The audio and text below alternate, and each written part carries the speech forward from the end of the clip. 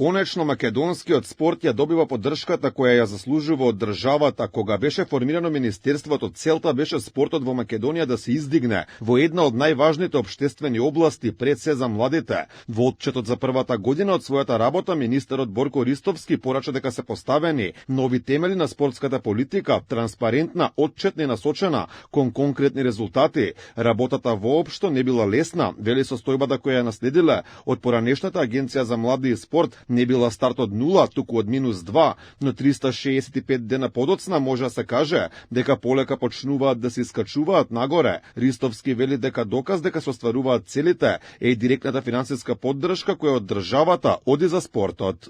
Како Министерство за спорт во изминатите 12 месеци обезбедивме и исплативме рекордни 20 милиони евра директна финансиска поддршка за македонскиот спорт. Овие финансии националните спортски федерации, клубовите и спортистите сега ги добиваат директно од државните субвенции за спортот и дополнителните средства што со законски се издвојуваат од игрите на среќа. Во овој дел ги обезбедивме и го исплативме за останатите ветени и нереализирани субвенции од претходната власт во висина од 550 милиони денари за претходната година.